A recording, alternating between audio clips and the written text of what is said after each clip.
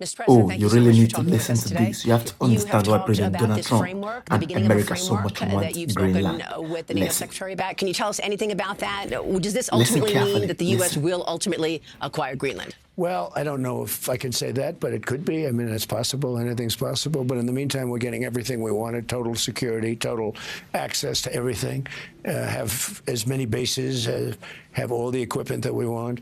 And very importantly, you know, we're building the Golden Dome, we call it. It was called the Iron Dome. Somehow the President Golden Trump Dome policy sounded a is little really bit better. going to But we make have America a rich and technology great. that's second to none. You saw what we did with Israel, and that's our genius that did that, and it's amazing. It's just, you know, it's foolproof, and we're going to be building it, and it works much better when we have access to Greenland.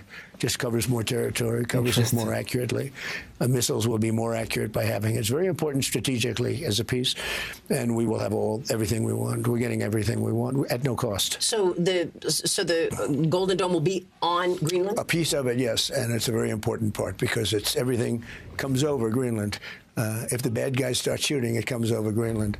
So we knock it down. It's pretty infallible. It's amazing. You know, Ronald Reagan had the idea a long time ago, but we didn't have any technology at that point. The concept was great, but there was no technology. Now we have unbelievable technology. I mean, virtually 100%. So what are we talking about? An acquisition of Greenland? Are you going to pay for it? I mean, we're talking about it. It's really being negotiated now, the details of it, but essentially it's total access. It's there's no end. There's no time limit. We're not doing a 99 or a 10-year or anything else. You know, the famous 99-year deals that you hear about, because countries can't do it for that. Countries go on longer. And so I think it's going to be something that's very well, already it's being reviewed very well. Well, I noticed the stock market went up very substantially after we announced it. But the details are being negotiated now. It'll be very good. So, because the GDP of Greenland is like $3.3 billion, but people are valuing Greenland of between $50 billion and almost $1 trillion. So what are you willing to pay for Greenland? Well, I'm not going to have to pay anything. We're going to have total access to Greenland. We're going to have all military access that we want.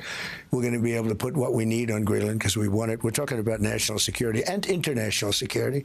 So we're going to not have to pay anything other than the fact that we are building the Golden Dome, and the Golden Dome is going to be something that's going to be very amazing. It'll be Israel times probably 100. And we need it. I think we need it. And it's all going to be made in the United States. We have the best weapons in the world. We have the best companies in the world.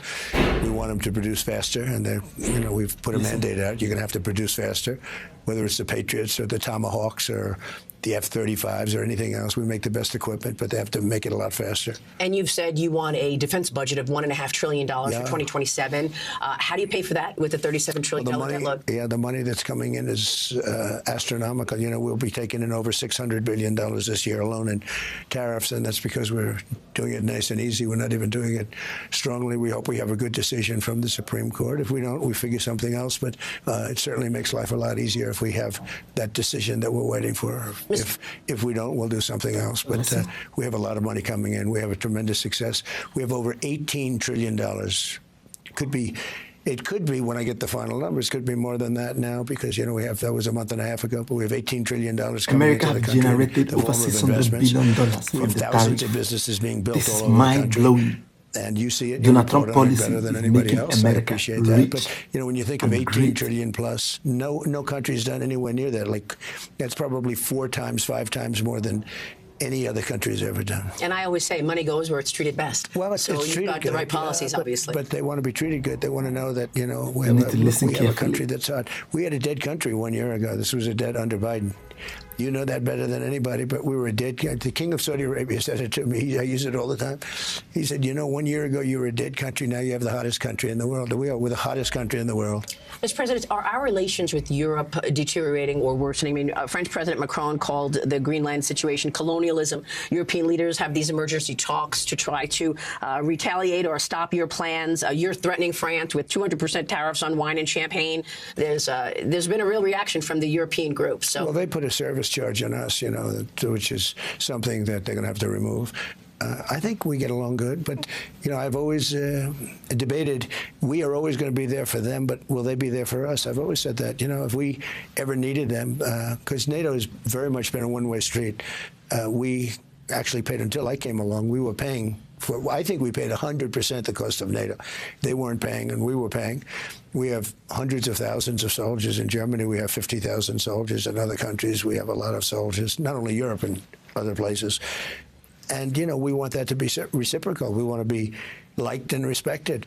So I've always said, and we get along very well with NATO, I think, but I've always said, will they be there if we ever needed them? And that's really the ultimate test. And I'm not sure of that. I know that we would have been there, or we would be there. But will they be there? And let's hope that that never happens. We've never needed them. We have never really asked anything of them. You know, they'll say they sent some troops to Afghanistan or this or that. And they did. They stayed a little off the front lines. But we've been very good to Europe and to many other countries. And, you know, now under my administration, that began because we had a very successful first term. That began then, but it has to be a two-way street. And it's been a two-way street, much more so. And now it's really been a two-way street. So what should we expect from the European countries? I mean, they've got this EU anti-coercion instrument that would be, you know, services, impacting our services, as you said. And then the Danish pension fund said that they're going to exit U.S. treasuries, $100 million treasuries at the end of December. European countries hold trillions of stocks and bonds from the U.S. Do you worry that they would start selling those in retaliation? If they do, they do. But, you know, if that would happen, there would be a big retaliation on our part, and we have all the cards. Mm-hmm. And how much of all of this, you've been so tough on so much. I mean, Venezuela, Iran, et cetera, a long list. How much of this is messages to China and Russia as well? I think they see what happens. Look, we attacked Iran. We wiped out their nuclear capacity one night. This was supposed to have been done for the last 25 years, and it wasn't by American presidents. And we did it, and it was a tremendous success. We wiped out, as you know, al-Baghdadi. President Trump believes without taking out Iran nuclear weapons, there will be no peace in the Middle East. First term. Soleimani, that was a big one. He's the father of the roadside bomb. All the young people that you see without arms and legs, and their face was blown to pieces. And that was 95% sure it was al-Baghdadi. He was the father of the roadside bomb. He's gone. Now he's wiped out. And recently Venezuela. But a big one was, you know, you take a look at what we did. We would not have peace in the Middle East if we didn't take out the nuclear capacity from Iran. We wiped it out. Operation Midnight Hammer, it's called. And that was an incredible feat. Every single bomb went right down those chutes and exploded. 100,000-pound bombs, massive bombs. They went right through. In the dark of night, no moon, no anything. Every single bomb hit its target perfectly. And then recently Venezuela, you know, that was, some people think that was sort of the most amazing because this was in a major military fort, one of the biggest military forts, went in, did the job, came out. Nobody can believe it happened. Nobody killed, no equipment lost. Pretty amazing. It could be that what you did in Venezuela galvanized the people of Iran, and I want to get your take on next steps because you told the people of Iran you're with them, help is on the way. We understand from reports at least 20,000 people are dead. How do you know they're no longer killing citizens, and will you finish the job? Well, I hear two different reports. I mean, I hear different numbers, much different than those numbers. But I will say that they were going to hang 837 people that you know about, and that was sort of a done deal. And I said, if you do that, you're going to pay a big price. You're going to get hit harder than anybody's ever been hit before. And they decided not to do that. So they didn't hang those people on Thursday. Last Thursday, they were going to hang. Can you believe it? We're talking about this? No. That's from 1,000 years ago, right? But that's what we're dealing with. And yet smart, cunning people.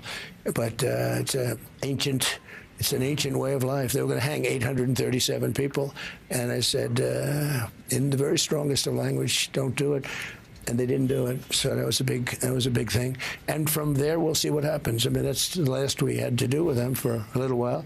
But if we didn't take out their nuclear threat, there would not be peace in the Middle East. Nobody could have done it. They were all afraid. They were afraid. They used to say the bully of the Middle East, that Iran was the bully of the Middle East. Now, they're not such an effective bully anymore. Well, if they keep killing people, will you go back? Well, I don't want to talk about that because I don't want to put myself in a position. I can't say that. I don't want to say it because I think it would be stupid for me to say that. And I get that. I want to turn to the economy, Mr. President, because when I first interviewed you, when you first came back, it was about a month after the inauguration for your second term, I asked asked you, Mr. President, what do you want the economy to look like in 4 years? And you were very clear. You said, I want the private sector to rule the day. And since then, in the last year, you've taken a 10% stake in Intel. You've taken a stake in MP, Mountain Pass. You told the defense companies 2 weeks ago, don't pay any dividends, don't do buybacks until you produce the weapons that we need. So please explain to our audience, how is that free market capitalism? Well, it's very free market. We have defense companies that were making a fortune. They were buying back stock with all their money, and then they come to us for money if they want to, we want to buy something or we want to have plants built, and they'd say, could you loan us the money? And they'd be doing tens of billions of dollars of stock buybacks. So I'm not letting them do it. I want them to put money into, we have the best equipment in the world, the Patriots, the Tomahawks, the F-35s, all of our equipment's the best. Other countries want it, and we want it. We need more. It takes too long to get it. And I said, we're not going to do that anymore. So also, they were making tremendous amounts of money. I mean, 25, 50, $37 million a year. That's a lot of money. That's almost as much as you make. You work harder. Not. You work harder than them. No, but, they were making, I asked one of the gentlemen, what are you making? Sir, I make $24 million. How come it takes me 5 years to get your particular thing that they make, right? So I put a cap on that for a period of time. I said, you have to build more plants. When we need Tomahawks, I want them within 24 hours. When we need any kind of a Patriot or whatever I want to have it quickly. I don't want to be waiting 3 years for it. What kind of a thing is that? And you make all this money. And I'm prohibiting them from doing stock buyback. And they haven't even complained about it. Well, so free market capitalism, unless it's a national security issue? Look, it's free market. It's stupid market letting that take. Why would I let them do stock buybacks and we give them, the businesses from us? So I want to buy, and interestingly, their stocks went up because we raised the budgets. Our budgets are higher. We're going to buy more military equipment. We have to. In this world, we have to. We have the strongest military. I rebuilt the military in my first term. We have the strongest military we've ever had. And we're going to keep it that way. And you get a little glimpse of that with Iran nuclear, but you got a really very current glimpse from 2 weeks ago with Venezuela. Yeah. We have the smartest, we have the strongest, we have the best equipment. They had a lot of anti-aircraft stuff that didn't exactly work too well. No, thank God for our military and for our commander in chief on that. We have the greatest, strongest military in the world, and we make the best equipment. We have to make it faster. Mr. President, let me talk about affordability, because just in the last 100 days, you announced a list of things that you want to be putting in place, bringing down the cost on a number of things, a 10% cap on credit cards, $200 billion in purchases of mortgage-backed securities, banning institutions from owning single-family homes. How soon would you expect those policies to actually move the needle on cost? Well, I think they're going to kick in pretty quickly, but we're doing great on affordability. That's a word that the Democrats made up. They're the ones that caused the problem. When I inherited this, when I came into office, I had eggs that were 5 times higher than they ever were, and the people were screaming at me. Remember the famous, 2 days after I come into, what about eggs? What about eggs? Yeah. I just got to office. I said, do we have a problem with eggs? I just got here, right? And we have that down now lower. But the food prices are coming down. Look at gasoline, $1.99 in a lot of places. We're down to $1.99 in a lot of places. We're $2.30 overall, but we're down to $1. It was $4.50, $500. I mean, think of it. It was $4. You were